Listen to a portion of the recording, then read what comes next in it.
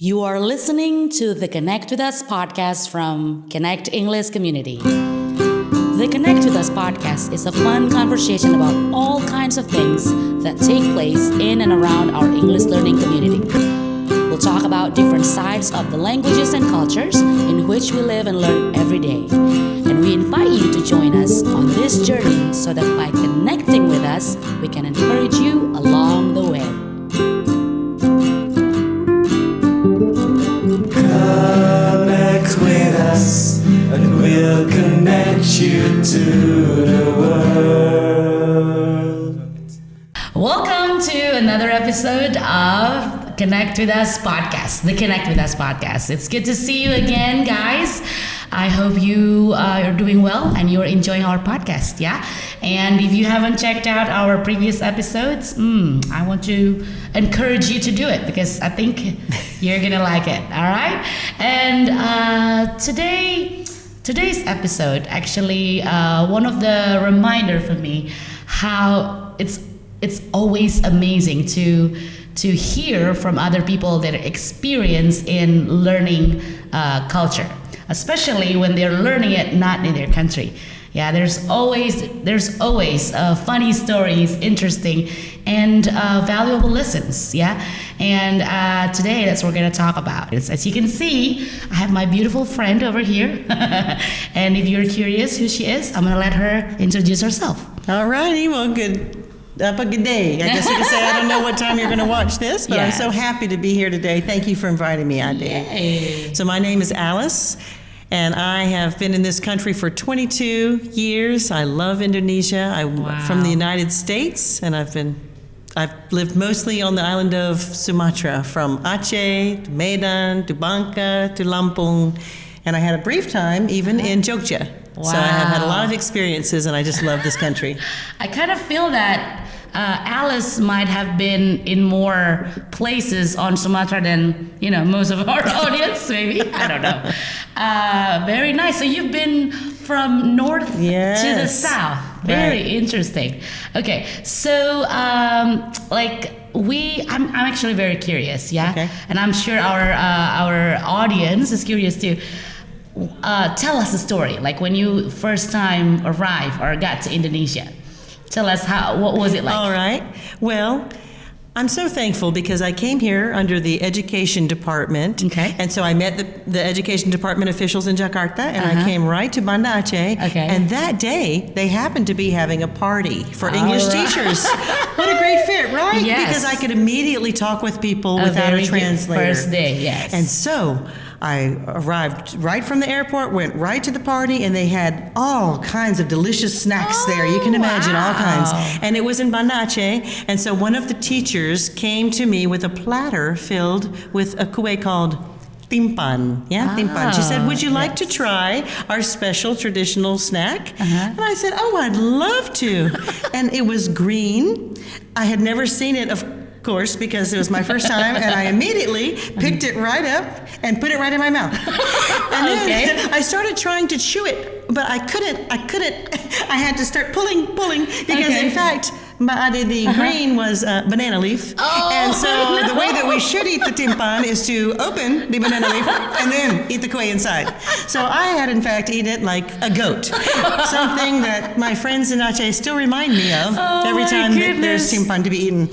So I learned a valuable lesson that day. Ma'ane. Such a memory. I learned a lesson like this. If I see the new food, I invite other people to show me first so that I don't eat like a goat anymore. That's right. But it was delicious. I do recommend timpan if you haven't had any. That's right. Provided you take the banana leaf off first. Exactly. Open. All right. See, guys, we've only been talking for about a few minutes.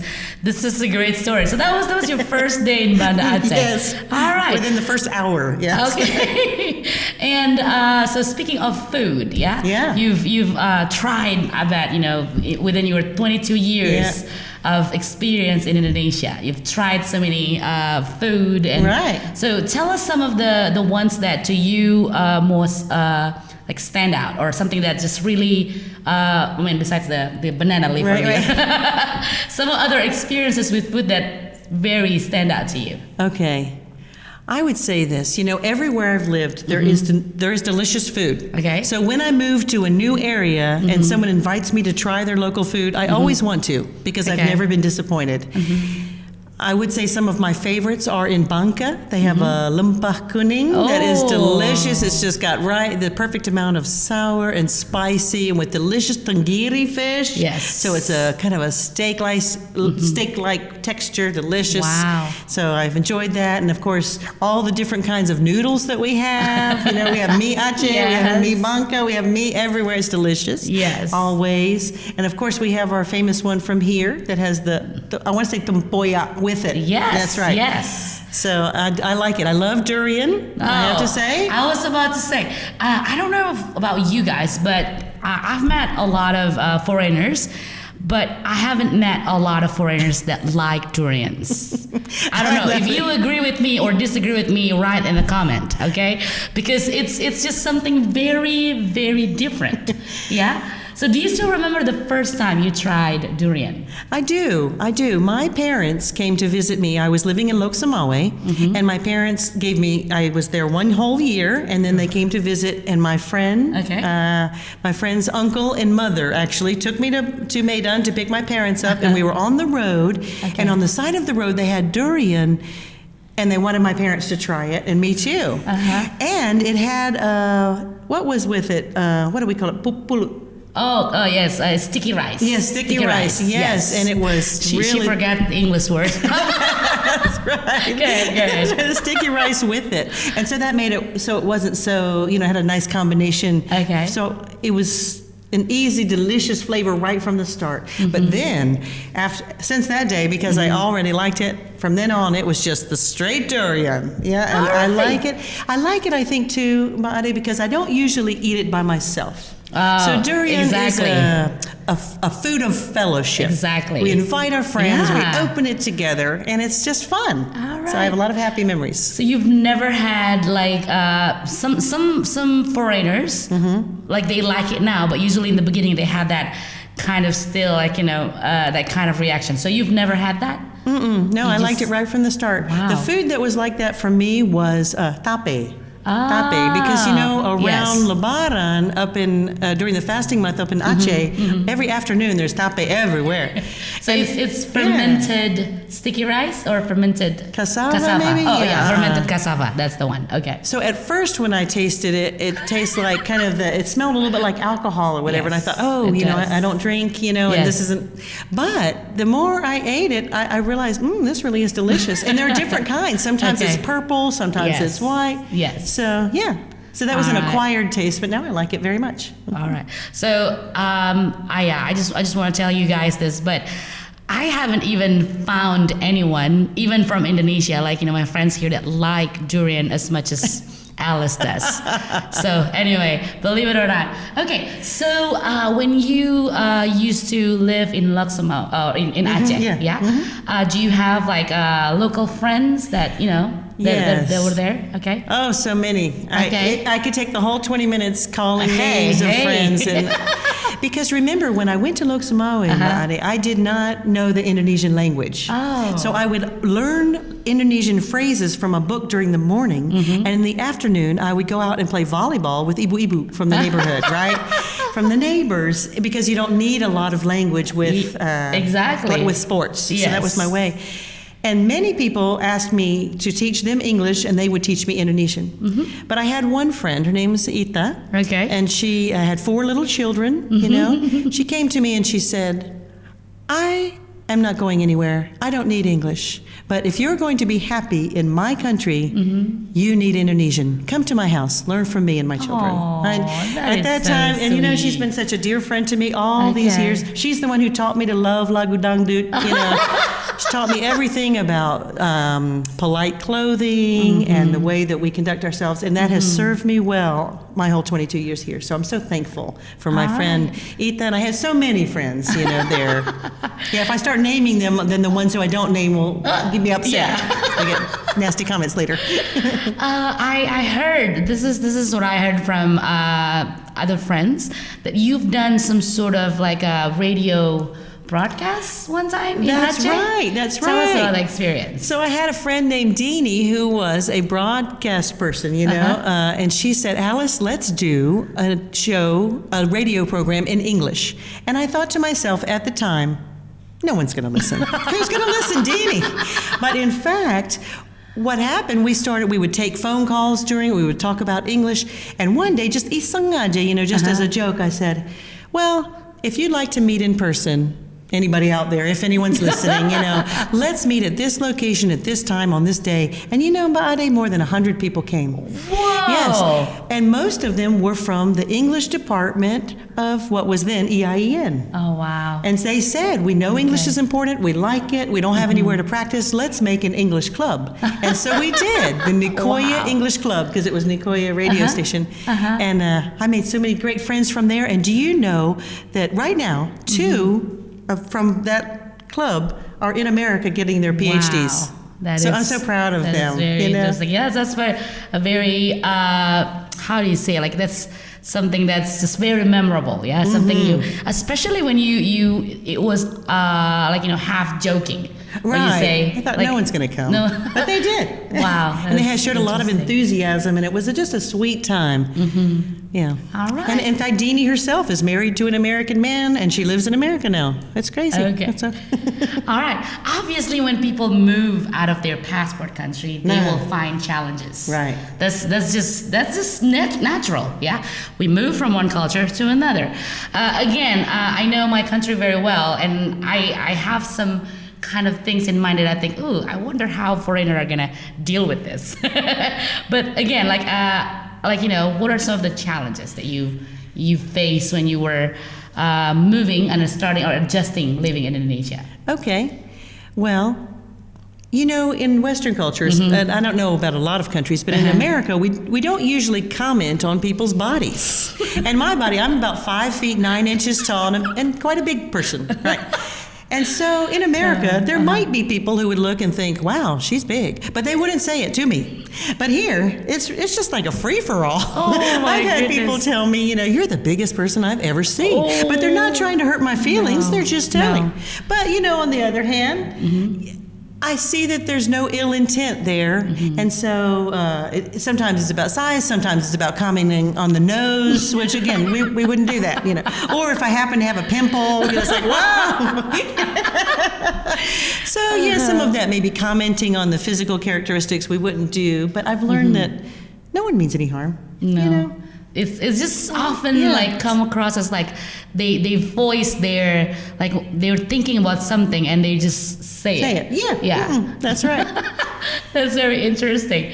So, but you've been how do you usually react to that?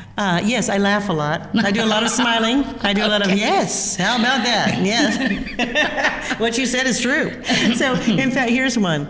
In Aceh, I couldn't buy clothing, and here in Lampung I can't because I'm big, different size. Yeah. So I always have to go to a seamstress because I want to wear clothing that is appropriate here. That's right. Modest. Well, when you go to a seamstress, Ade, she has to measure us.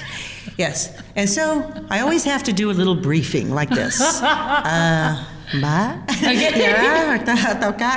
You're going to see some large numbers on that tape measure, and I'm not going to need a lot of commentary around that. But one of them said, Miss, I'm a professional. I think nothing of that. I think nothing. So then she measured me. Okay. And then she measured me. And she was okay. Until she measured around here. And then from behind me, I heard, wow! Eat shoot. I still remember that if you're out there. But again, no harm intended. So. No, it's just a reaction. That's very interesting, yeah? So if you guys are planning to go to America, this is something we need to remember. Yeah. Yes, very different culture. Not that I don't think this is something that we allow or we encourage people to do here, but it's just natural. People just do that here, and no harm intended. Yes. All right. Very, very interesting. So, when you first came to Indonesia, how long did you spend here before you go back to the States? 2 years. 2 years. Yeah. Okay. So normally I would go. Yeah, that was the very first time. I did 2 years in Loksmawe, and then I went back to the States, and then I came, and then from then on, I tried to stay 3 years each Okay. time before going back. Okay. How did you feel when after you spent 2 years here and then you went back to the state? Like how did you feel? Like I cried and cried and cried okay. because I was just so sad I had such a great experience. But then that was the first time. But then after that, I didn't do that anymore because I Okay. saw, I went away. But then I came back. all right. So even now, I'm going to probably stay home for a while and take care of my mother, who's 80. But I don't feel too sad because in my heart, I feel like long life, good health. I'll be back. It's very interesting. It's because sometimes I don't know if you guys, but about you guys, but many Indonesians often couldn't believe. Yeah, why would a person from such a big country, such a big city in America, come to Indonesia, come to Lampung? It was like, why? Yeah, my American friends often got that questions. Yeah, have you ever heard people ask you that? Like why I came specifically to Lampung like or to why Indonesia? Lampung? Oh, why Lampung? Indonesia? Okay. Because Indonesia is not one of big countries. So Right. have you ever heard people ask you that? People do ask me that, and I don't have an excellent answer. I can just say that when I first thought about teaching English overseas, I had thought about China, but then when I looked at all the job requests, they said that the winters were very, very cold. And I couldn't. And so even though I didn't know where Aceh was, when I saw that it was the job I wanted of teaching English with the public system, education system, and then that the weather was tropical, I was like, let's try that. So that's just how it was. But I'm so thankful because this has been the perfect fit for me. Very Indonesia, good. the friendliest people. I've just loved it here. Okay, so you made the right decision when you I'm so picked thankful. Indonesia. All right, very nice. Okay, so honestly, guys, I've heard so many stories from Alice when she lives here. She lived here in Indonesia, but this one's gonna be the jackpot. Yeah, I will let you in to this one. Yeah, the story of The village leader's wife. That one, the language blooper. No, yes, different one. yeah, the language, the wife. Okay, Yeah, okay. when you want to give her a ride. Okay. Yes. All right. So here's Get how that ready. goes. Right. I mean, so I was learning Indonesian language from the neighbors and from a book. Right. Well, in my village, the village leader's wife was very devout. I mean, very devout. She led the ngaji, and when she went down the street, it didn't seem like she was walking. It seemed like she was gliding.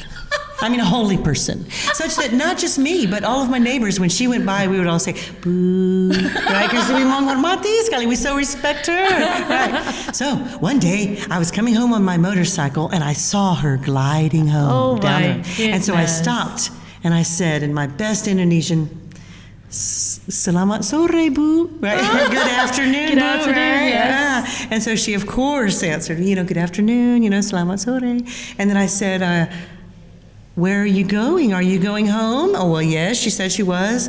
And then I said, this is what I said. I guess I'll have to say it in Indonesian. Yes, for say it in Delenn. Indonesian. We'll translate it, yes. Okay. Well, you won't have to translate it because most yes. people... Okay, well, yeah, I guess we will. Anyway, I said, Bu, biar sama saya saja. And I just was like, come with me. Just get on the back of my motorcycle. And she said, oh, terima kasih. But then I wanted to insist. I really wanted her to, Mbak Ade. And so I said, Bu, apa bisa saya bisa membencong ibu? Bisa saya membencong ibu? Ya. Wah, semakin nggak mau lah ibu. Takut lah ibu.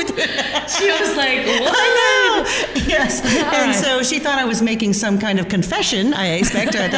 Anyhow, I was so disappointed. And so I went to my friend Kaita's house and I told her, I don't think the village leader's wife likes foreigners. And she said, oh, I'm sure she does, Bibi. Why do you say that? And when I told her what I said, she said, you said bencong. And then she told me what it meant. And I learned a lesson that day. And she took me down to the village leader's wife and we all had a good laugh over it. We're friends to this day. So just to clarify, the word has same letters, but just different place of the vowel. So that's right. So what I should have said was bonceng, which means take you on the back of my motorcycle. Yes. But bencong means something else. Yeah, it means something else, just totally different. It's always amazing to hear story about learning vows. Do you have another one when you have like misunderstood or something about language? Yes. That's probably my best one. I was trying to think. Ask me a different question. Okay. Because I didn't. All right. So, one thing that I really like also because it's very different. Yeah, going to a wedding. Yeah. So attending a wedding. Obviously, a wedding in America and wedding in Indonesia are. Especially the traditional one, are different. That's exactly right, different. And tell us your experience when you attend a wedding. One thing at the time, and I don't know if it's still like this, but at the time in Aceh, every wedding had a keyboard. Remember I was in the village, right? And so people would just assume, because I'm foreign, that I have a good singing voice, and I don't. And so I would try to sing. They'd say, please sing, and I'd say, oh, no, you don't want that. But they would insist. And so I learned a trick, and it was always choose a dangdut song. Why? Because as soon as the keyboard starts to play, they're like, woo, woo, so they can't hear me singing.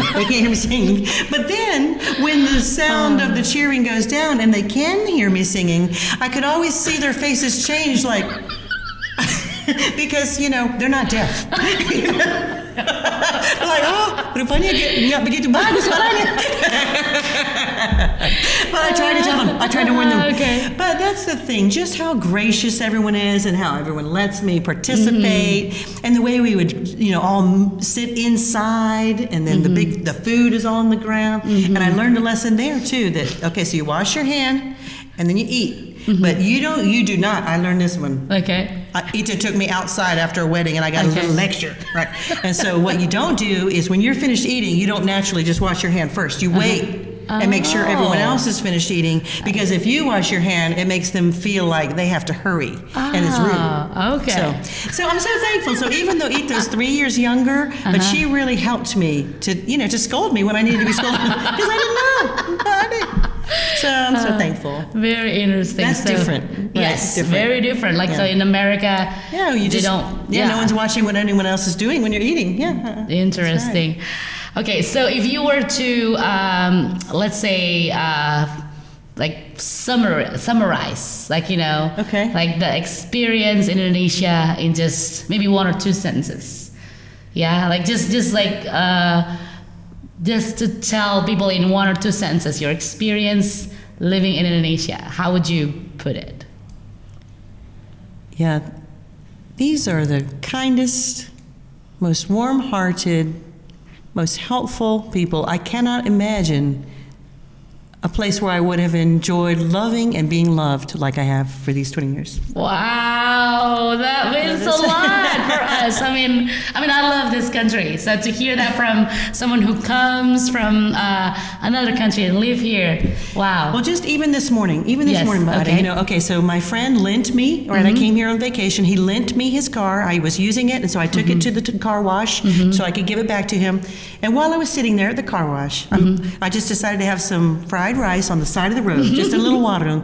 I'm eating my fried rice, and this young man came, and he was selling glasses. He just keliling selling glasses, and offered me some, and I said no, thank you. Mine are min. And he sat down, and he just ate his food. He ordered some food too, and ate it. And then when he got up to leave, he paid for mine also. Who was he? I'm saying that's the way Indonesian people have treated me in my 22 years here. Wow. So kind, right? He had nothing to gain from me. Yes. And just the look of satisfaction on his face when he said, I got you. And I was like, no. He's like, no, yes. And he did. Okay. So what do we say?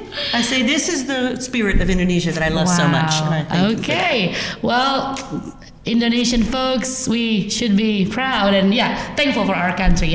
So thank you for spending your time with us today. Yes, thank you for sharing your stories. And guys, I hope you enjoy that. If you have questions or maybe comments or similar experiences, don't forget to put it on comment, okay? Because we would like to hear from you. And if you do have other ideas for us to talk about, yes, do comment too.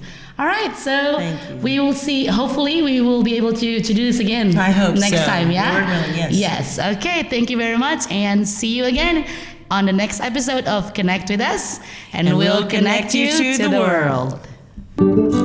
Connect with us, and we'll connect you to the world.